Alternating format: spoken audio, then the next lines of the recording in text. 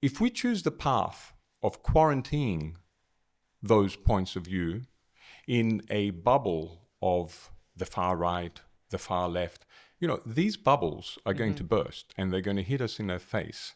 And we may as well deal with them now, speak to them, treat them as human beings, try to understand them, be educated about it, and report after that.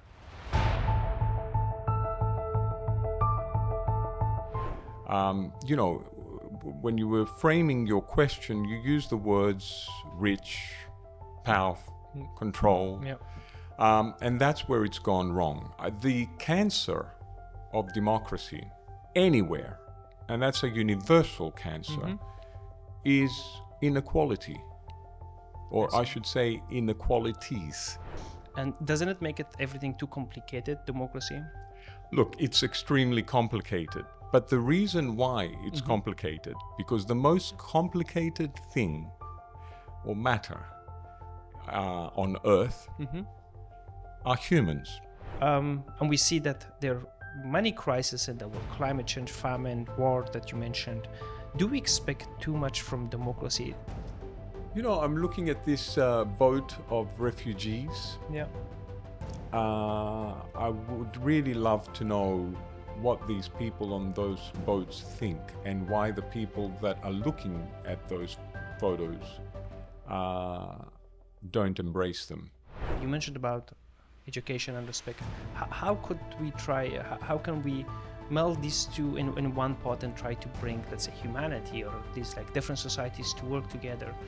We briefly mentioned about the situation of journalists, mainly women in general in Afghanistan. And these are the horrors of life, what's happening in Afghanistan, what's happening in Sudan, what's happening in Africa, that are going largely unreported in the Western press. do you see the world more united or divided today? Unfortunately, the exportation of democracy, in some cases, I hate to say it, is a bit of a veneer.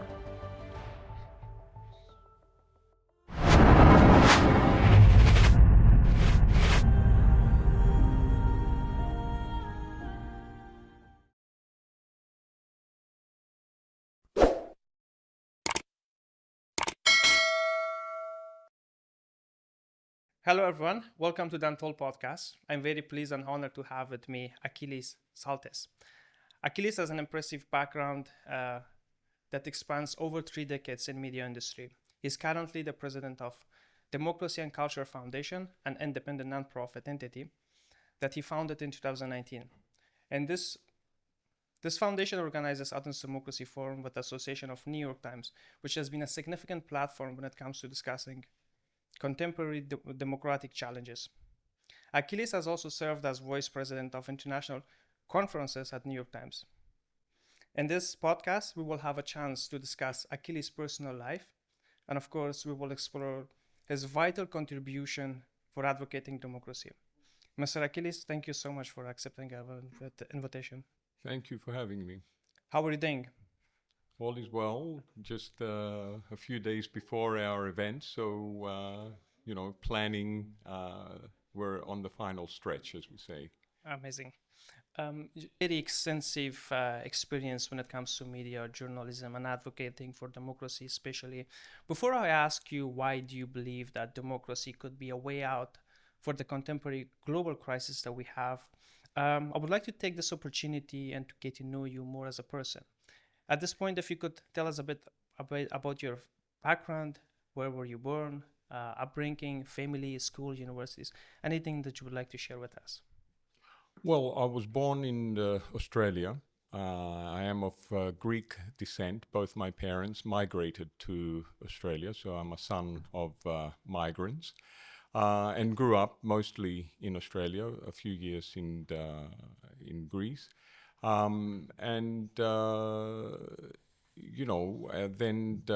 I was educated, high school and university in Australia, and I entered the media world, and I was with the News Corporation, Rupert Murdoch's enterprise for about 10 years. Mm-hmm.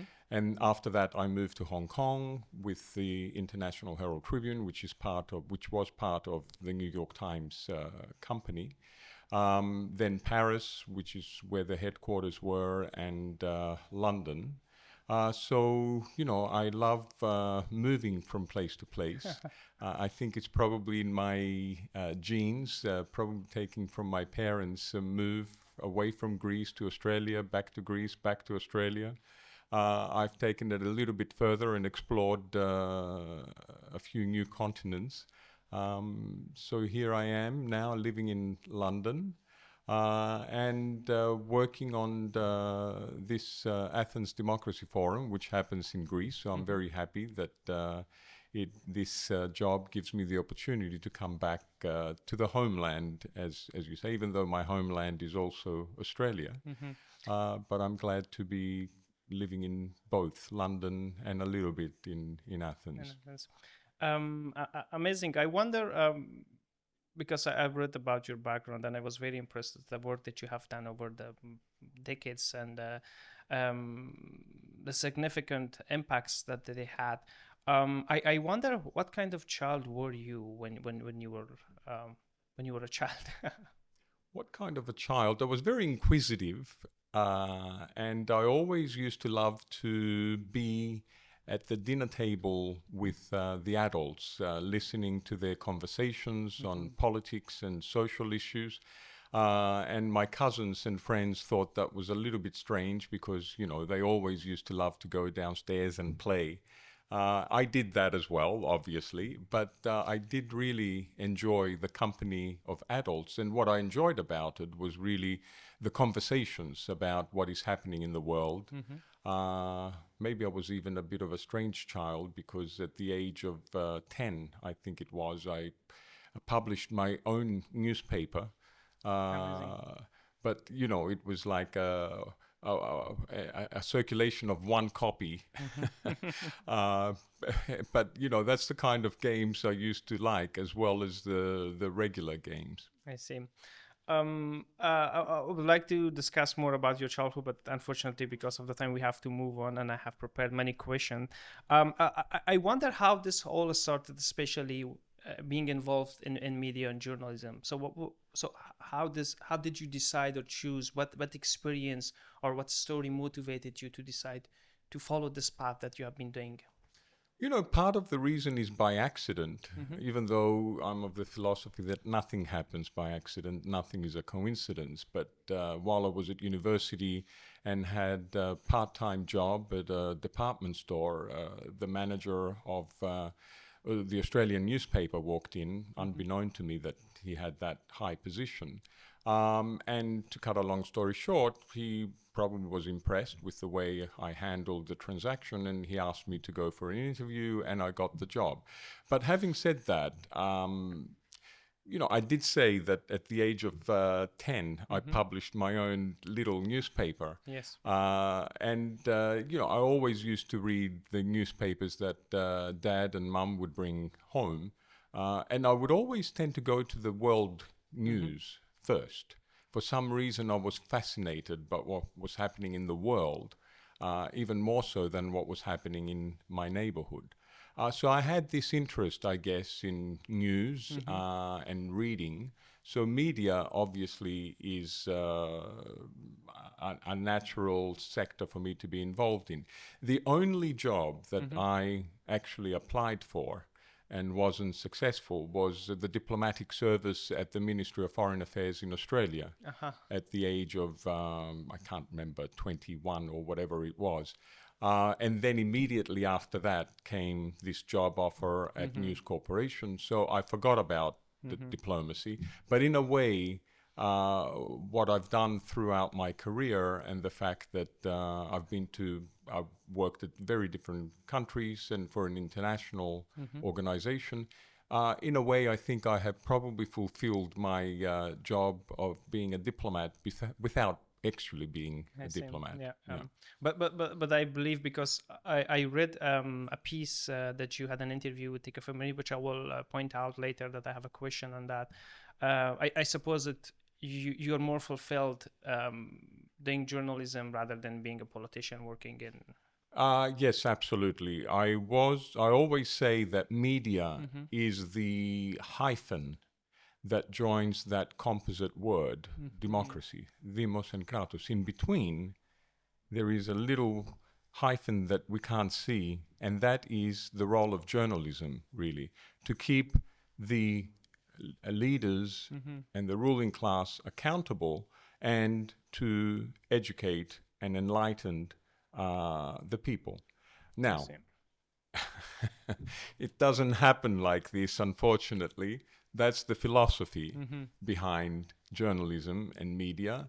And we'll talk about it, I'm sure, in this interview. Yeah. But, the advent of social media, a number of other issues have come in the way. And now we're dealing with a crisis in journalism. And that's one reason why next week, when we have the Athens Democracy Forum, we do have a panel on rethinking journalism. I see. Um, Amazing. Just one more thing, that all the experiences that you mentioned, it led you to become the president of international conferences for New York Times in 2014, and then in 2019 you established Democracy Foundation, Democracy and Culture Foundation, which has been organizing again Athens Democracy Forum since 2013 with the Association of New York Times. Amazing. Let's change the gears and start talking about democracy for a bit. I have got 3 questions in my mind, and then I will try to break them down one at a time.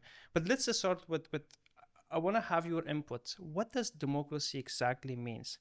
And do you think that the crisis that we have in the current globally, do you think that democracy is capable of solving or addressing this?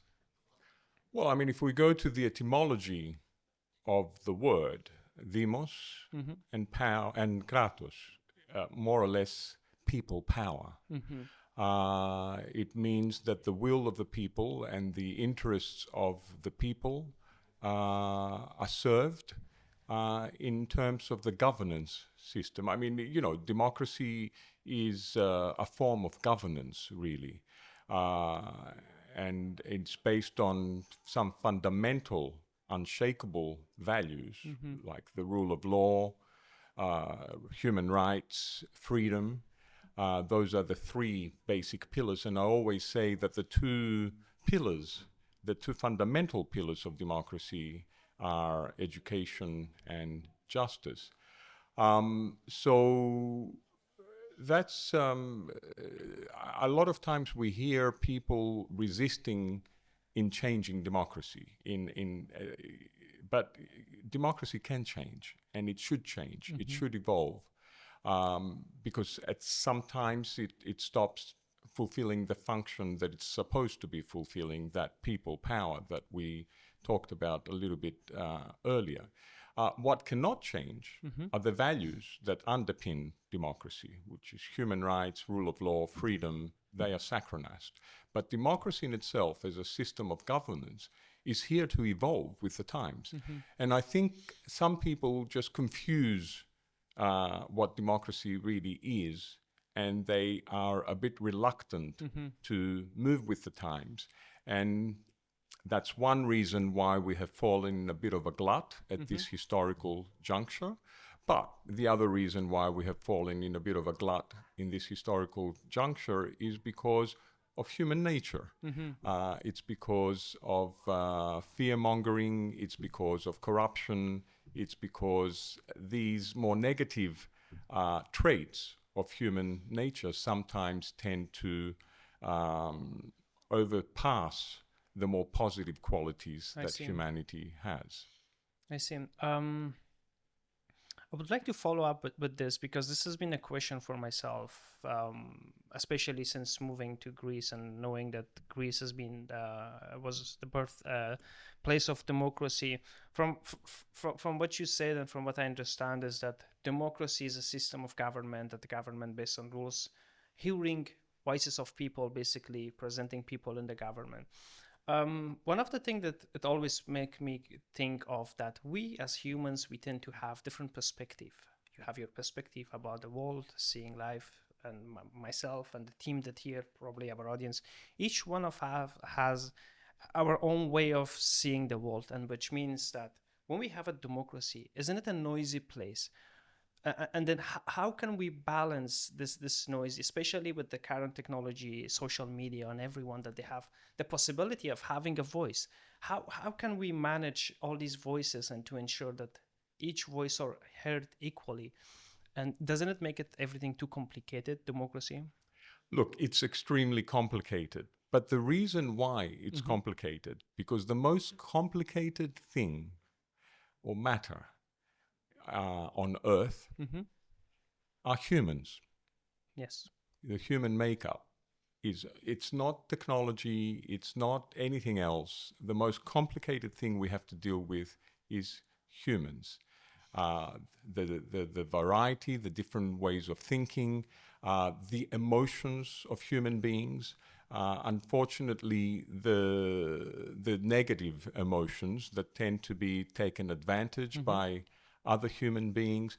You know, like in the law of the jungle is the survival of the fittest. Yep. And some people tend to be more fit or more aggressive than the others. And I think that's what creates a problem. Now, how do we bring a peaceful coexistence? You know, it's the question that we've been asking for centuries and millennia, I suppose. There is one word, if there's one word that my parents taught me, it's the word respect. I see. More so than love, I would say. I mean, love, everybody talks about love, and of course love is very important. It's a fundamental thing for humanity. But I think respect, and respecting the other point of view, respecting the other person, understanding that we are all human and that nobody is more human than the other, and taming our desires to dominate, I think, fundamental ways. So it's more of a, you know, the answers lie more in psychology rather than in science or in political science or in political theory. I think the first thing we need to understand is the human being, and to be very proud of this species, and to be very respectful of other human beings that are around us. You know, going back into my profession a little bit, before I joined the foundation, I've been a corporate man for most of my life, but in different positions and in different countries with different value systems. So the question that people always ask me is, how do you manage an international or an intercultural workforce? What are the ingredients? And you'll know, you'll read all these management gurus and the books, and they tell you all different things. For me, it's 3 H's. If you apply humanity, humility, and humor in every circumstance in life, I think you will achieve what you're saying, that balance and that harmony, another word with a H. So I think humanity, humility, and humor, the last one, humor, is, you know, sometimes we do take ourselves too seriously. And when we take ourselves too seriously, we put too much focus on power and control. And power and control are two things that are not compatible with harmony and democracy, really. Yeah. You mentioned about respect, and also in the beginning you mentioned about education. I wonder if there is any specific path or way or a specific education to bring people together. You mentioned about education and respect. How could we try, how can we meld these two in one pot and try to bring, let's say, humanity, or at least like different societies to work together? Education and respect, you're saying? Yeah. As far as I'm concerned, is a matter of culture, really. There is this word in Greek called pedia, Pedia. which is education, but it's one of those difficult words to translate in English, because pedia has in it areti, virtue.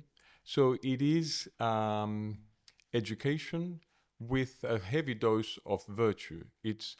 And that's why I'm saying that education, or democracy even, or society, is culture. That's why at our foundation we are trying to blend, democracy and culture foundation. We're trying to bring a nexus between the two. So I think how you achieve this education in order to make people to be respectful of each other. It's not just going to school and learning maths and learning physics, but it's also what your parents teach you, what your environment teaches you. The education system has a lot to do with it, and it's just such a shame that we put so much focus on R&D, we put so much focus on defense, and the Ministry of Education does not gather the same importance. It's the responsibility of the older generations to impart knowledge to the younger ones, but also for the older generation to be a bit more open and also try and learn from the younger ones. I think what happens with us as we grow older is we tend to lose that sense of, we tend to lose the child inside us. And again, it's what I said before, that we take ourselves a bit too seriously. The curious child, you mean the curious child that wants the to curious study? child, the curious child that wants to learn, the curious child that wants to play, the curious child that likes other people around it, and is not as judgmental as we tend to grow when we get a bit older. So, it's a very hard question that you ask, and I don't know if I've answered it correctly, but that's just some thoughts on what you just said. I see. You mentioned about the rule of people in the beginning of the discussion, and then the government and education. I wonder if there would be, we have the government that, let's say, like, okay, let's speak about Greece, because I live here and I'm a bit familiar with the system. So we have the current government that we have. I'm not trying to make it positive or negative. I'm just trying to raise a question. So we have the government that we have, and then we have Greek people that they live, and there's a lot of tensions. Let's say, like, Greek people are not happy because of the cost of living, on and on and on, and also the government, they're trying to do their best. And then you mentioned about education. So who are more responsible in the situation that we currently have in Greece? Is it that people are not more educated, that they don't know their rights, so to be able to raise a voice? Or is it the government that they are not listening to the people? So how do you see this? I'm just certainly governments don't listen to people enough, and certainly people have grown to be apathetic towards governance, and there is an apathy towards being engaged in the political process, because, and you can understand people because they have been burnt by government in the past. I think it's a bit of both. I don't think it's a matter of trying to put blame or responsibility on one or the other. At the end of the day, a government is a reflection of people. In representative democracy, a government is supposed to be there representing the people. Now, things have gone wrong because of power, control, corruption, money, because of, what we said earlier, those more negative qualities and emotions that we as humans have. And they tend to be amplified when you go into a position of government, And that's what brings corruption. I mean, we talk about Greece. If we go to ancient Greece, if we go to Plato, Socrates, and Aristotle, they talked about the philosopher king concept. Can we have philosopher kings in government? I trying to answer your question, I think it's the responsibility of both the people sides, yeah. and the government. Now, we are in a bit of a glut, so how do we get out of this? I think people have a very big role to play as opposed to government. And people should take charge. At the end of the day, we all should take charge of our own lives. And people could become a bit more engaged in governance. And in our mission statement at the Democracy and Culture Foundation, we say that we want to help democracy evolve by empowering people through citizen engagement and better governance. You cannot have good governance if citizens are not actively engaged. And it's not elections. Elections happen once every so often. But there needs to be a more constant deliberation between citizens and government. This is the concept of deliberative democracy that I'm very happy that it's gaining traction in the last few years. Through citizen assemblies, through innovative tools that are coming up in order to bring back, the ideals of democracy when it was first conceived, which was more deliberative. Then, as you know, democracy went into hibernation of thousands of years, predominantly because after the ancient Greek and ancient Roman monotheistic religions came, and the Dark Ages came, and all of that. And then when democracy was resurrected, it was resurrected in the form of representative democracy with Magna Carta in the UK, the birthplace of parliamentary democracy. So it was a different kind of form of democracy. And I think that form of democracy has run its course a little bit after, I don't know, the 200, 300 years that it's been around. It's getting a bit tired and it needs rejuvenation. And I think the nexus, bringing back the deliberative democracy, not doing away with representative, it certainly has a place, it certainly has achieved a lot, and we certainly need representative democracy. But you need to blend it with deliberative democracy in order to regain its strength. And in order to move us to the next phase, our world is changing. Technology, for example, AI, quantum computing, that is producing a very different society to what was around when, Magna Carta came around. So I believe we are truly at a historical juncture where the model of democracy needs to change. Now, maybe I'm preempting your next question. Is that a universal model? Is democracy the antidote for everyone? No, because it depends on the values of each civilization. There are variations of it. I see. Yeah. But do you see, this could be a question, that do you see democracy prevailing of different form of government, including religions, around the globe at some point?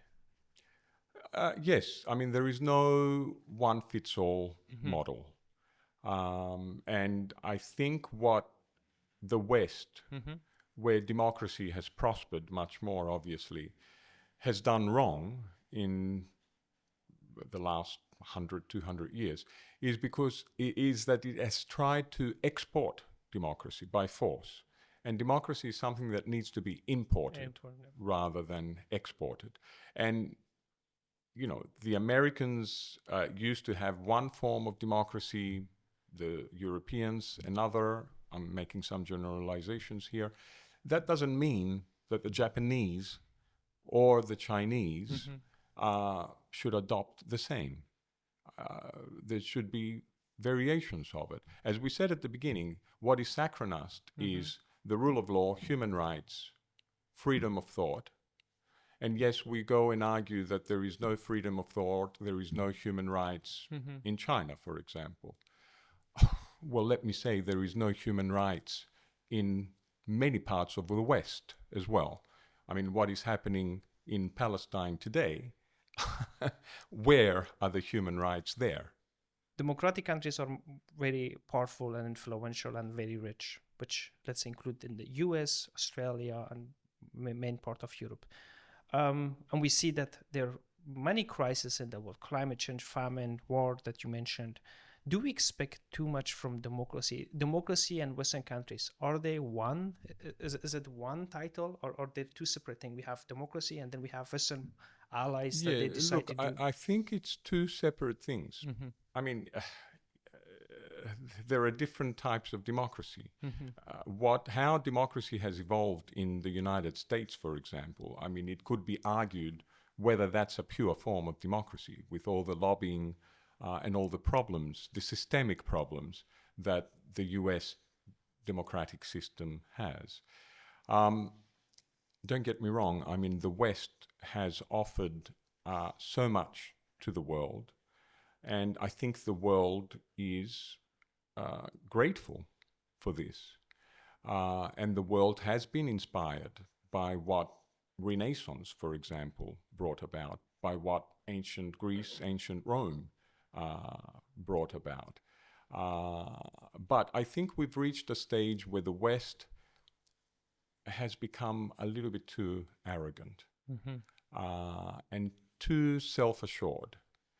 You know, when you were framing your question, you used the words rich, power, control, and that's where it's gone wrong. The cancer of democracy, and democracy can be different, can mean different things to different value systems.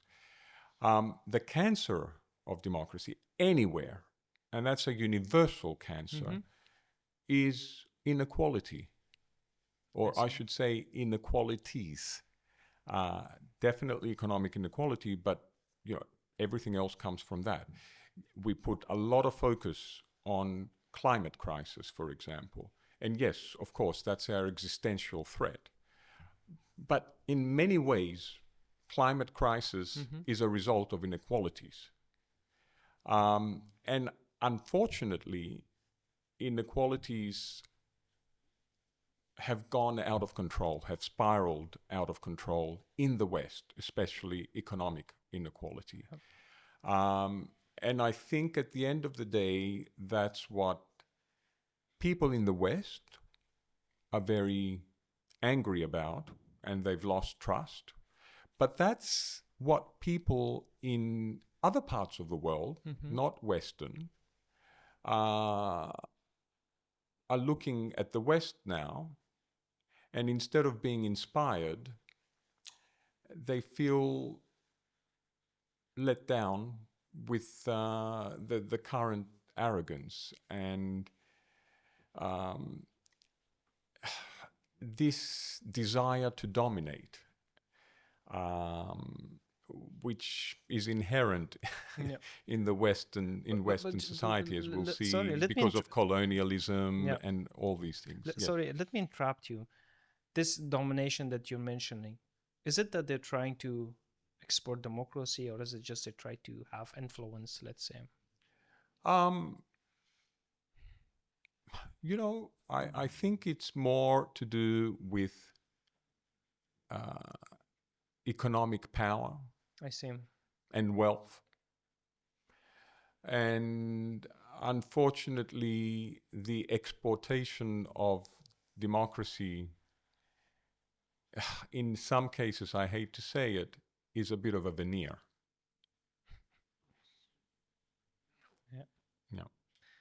We cannot, of course, talk about democracy without talking about media. I read one of the interviews that you had in Cafe Miri, which is a Greek newspaper in 2016, a compelling piece where you shared your personal story and that your personal motivation about advocating for democracy. And you mentioned about your parents, which both of them have passed away, and may God bless them. Um, in this piece, you mentioned, which I'm going to read the paragraph.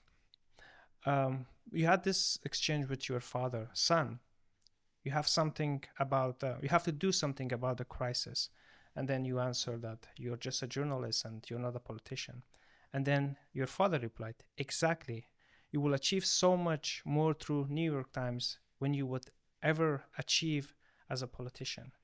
And now we have Democracy Forum. If you could uh, elaborate on that particular experience and that specifically about the power of media, because as you mentioned, media is very powerful. And do we really underestimate media influence on us as individuals, that whatever we see, how it influences and that shapes our way of seeing the world? Yes, look, let me say that that incident, which happened at my father's deathbed, was more than 10 years ago. So it was a little bit of a different world. The crisis he was referring to was the crisis in Greek. And as a Greek of the diaspora, following what's happening in Greece, he was very upset with the Euro crisis back then and the threat of Brexit and everything. I think what he meant is that the New York Times, especially, holds a certain credibility as media. It covers its news in a fairly independent way. It has an ethos of independence, investigative journalism, checking your facts, and it has quite a lot of influence. I mean, a lot of people read it. So because it has more credibility than what politicians unfortunately have, many politicians, I'm not saying that all politicians don't have credibility by any stretch of the imagination, but because the New York Times in particular, and that's what my father was referring to, investigative quality journalism can certainly achieve more in terms of influencing people, informing people, and I say influencing in a good way. Let's go back to the chat we had about education, for example. Journalism is a way to enlighten people. Journalism should be part of the education process. Now, unfortunately, a lot of media outlets, especially in Greece, in Europe, everywhere really, serve self-interests instead of the public interest. The New York Times, especially, we're talking about 2011 here, the New York Times certainly believes in its heart in the delivery of quality news. Yes, it has an American perspective as opposed to an international perspective. And to me, that's one of the things that it's hard for me to reconcile with. And maybe that's why we went ahead and did the foundation instead of leaving the Athens Democracy Forum inside the New York Times, because we needed more of a global perspective. So the New York Times may have more an American perspective, but the American ethos of journalism is what journalism really needs. You know what happens when a reporting piece lands at the desk of an editor of the New York Times? It will go through 5 stages of editing before it's published. Now, that has become a little bit more difficult in this era that we live of instantaneous satisfaction, where it has to be uploaded immediately. But that fact-checking is a core proposition of quality journalism, of the New York Times journalism. That's what my father meant, that you work for the New York Times. You can achieve much more through that than what you can achieve as a politician. I see. And of course, Democracy Forum, which is happening in a couple of days, and I'm very excited. And I have checked the guest speakers, and it's impressive to see like this very, very diverse people with different backgrounds. This is very amazing, and I'm looking forward to be there. You mentioned about good way of educating people, which I would try to put it a bias. For example, as a young person from Afghanistan, whenever I try to go on my social media, Facebook, anyone, when I see what's happening in the US with election, which I have no way to influence, but it influenced my life either way that goes. And I just wonder when I see social media, when it's whether it's Democrats or Republicans, I noticed something very interesting, that they dismiss the point of other parties, regardless of whether that point is good or that's bad. And of course, we as an individuals, we all have our own personal interests. I have my personal interests, job, paying rent, and that goes to everyone, or even including our audience. So how do you suggest for someone, let's say like me, or people that they are starting their career, so they want to be a good journalist, how they could ensure that they are not biased, but all beliefs that we all have? So how could we manage that? Is there any pathway? Well, it goes back to that word respect, but also take care of what you read, and be a bit more discerning on what you post, and more discerning on, what you choose to take from social media. I mean, social media, unfortunately, has done a lot of damage because it's very quick, it's very emotional, and we need to take the emotion, especially the negative emotion, out of writing an article. And the other thing is diversity of opinions. Don't fall into silos. You mentioned all the great speakers that are coming to the Athens Democracy Forum, and one of them is Jordan Bardella. And I've copped a lot of flack for choosing to bring Jordan Bardella, Le Pen's golden boy, to the Athens Democracy Forum, because he doesn't believe in democracy, and what on earth does someone like Bardella have to do in a democracy forum?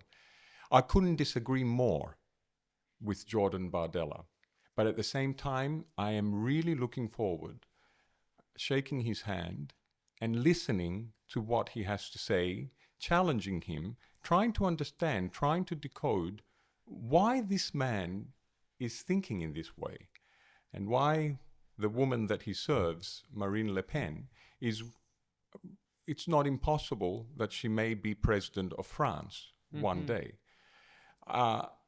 If we choose the path of quarantining those points of view in a bubble of the far right, the far left, these bubbles are going to burst, and they're going to hit us in the face.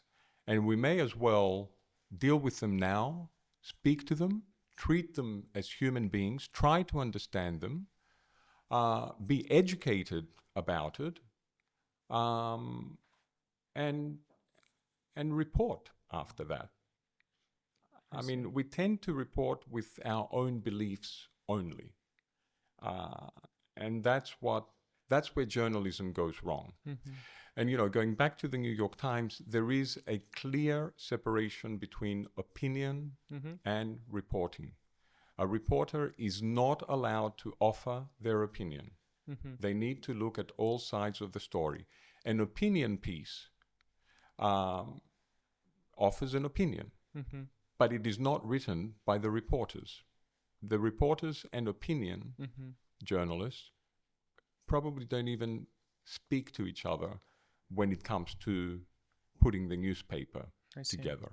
You've got to keep opinion and reporting very separate. And I think the problem with social media is that it has brought in opinion and profiles opinion as reporting, which is not. And often as facts. Yeah.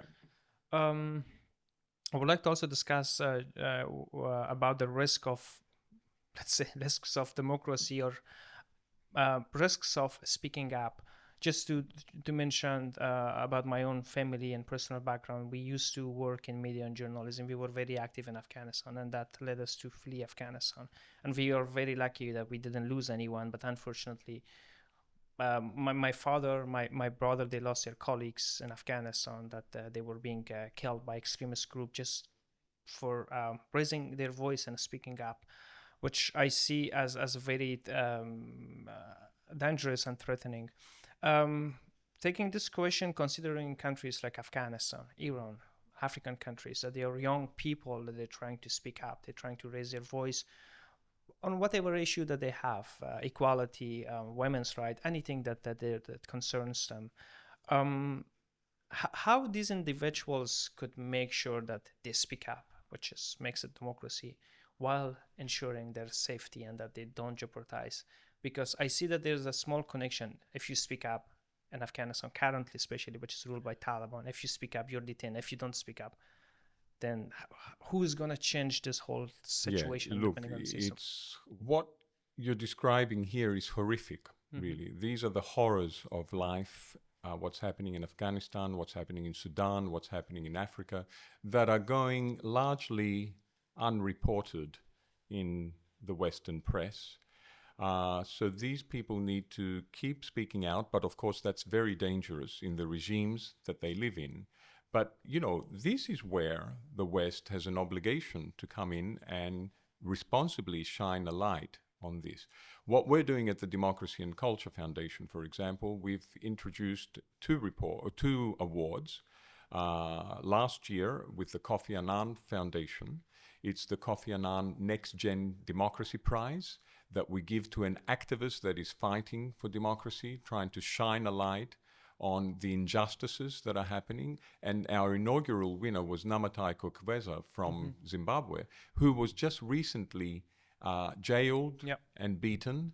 We should never give up in trying to help Namatai and to get multilateral institutions aware of what is happening there. And the other award that we're instituting next year with our other conference, the Art for Tomorrow conference, that's the culture part, is an award in collaboration with Moleskine Foundation, and it's called Creativity for Social Change Award. So through culture, through the arts have a very big role to play. You know, you can galvanize people through the arts and culture.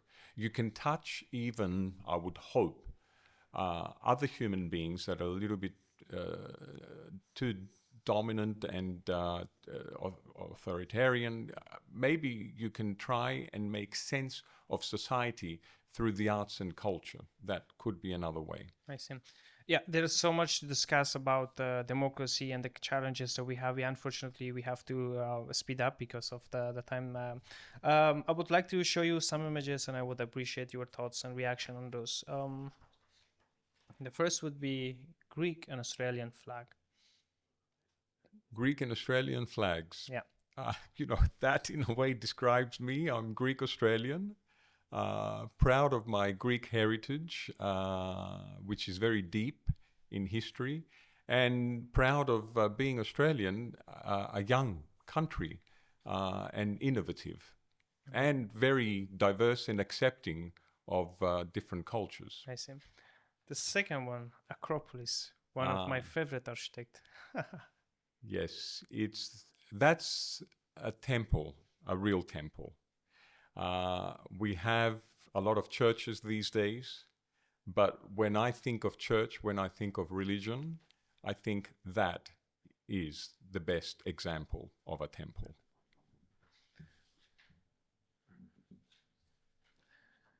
And the Press Freedom of Global Index. The world. Yeah. I mean, what a wonderful place to be in. We're so lucky to be living here. We need to treat it with respect.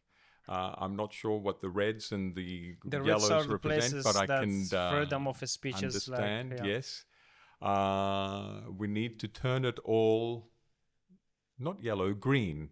Let's turn the whole world green. Green. But the other thing I think when I see the map of the world is something that Socrates said. I'm not a citizen of Athens or Greece, but of the world. The world. The last image that we briefly mentioned about the situation of journalists, mainly women in general in Afghanistan, and you know, when I look at this, I think of diversity. I think that we need to respect different points of views, different religions, different civilizations. Thank you. So we're last segment of the podcast. I will ask you some questions, and I will appreciate brief answers. Do you believe in censorship? No, but we all do it. How do you state democracy here in Greece now? It's certainly in a better path than it was 5 years ago, but what happened 5-6 years ago probably was a historical necessity in order for democracy to improve. I would like to think that the opposition will get its act together, because there is no democracy without an opposition. So while the current government has done very well in the last 4 years in bringing the country back on its feet, and the previous government did lay some grounds for that, I think we need an opposition in Greece. Yeah. Do you see the world more united or divided today? Look, I believe we're more united. We're more united because technology is bringing us closer together. We're just going through a lot of hiccups, a lot of stretching pains at the moment because of the new transition that we're going into. But we are certainly more united than what we were 1,000 years ago. What truth would you know about existence if you could choose one? The existence of? Anything. If you would want to know one truth about existence in the world, what would it be that? One truth? One truth, yeah.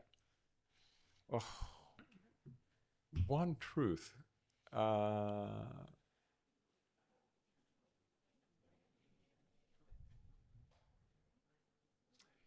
I'm looking at this boat of refugees. Yeah. I would really love to know what these people on those boats think, and why the people that are looking at those photos don't embrace them. And that's one truth we need in our world. Yeah. You're a successful individual. How do you describe success? I think I will go back to my 3 H's. Yeah. Humanity, humility, humor. If you could write a message that the whole world could see it, what would it be?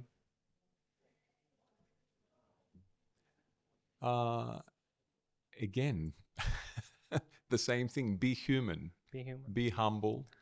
And believe in diversity, in harmony in diversity. Yeah. Last question. Do you consider yourself as a happy person? Yes. Amazing. Achilles, thank you so much for your time, for your input, and for the work that you do. And I wish you success. And thank you so much again for your time. Thank you. And thank you for taking me out of, this final stretch that I said is stressful. I really enjoyed this discussion. Thank you. And thank you very much for the opportunity. Yeah, thank you. And everyone watching us, thank you. Please follow us. Thank you.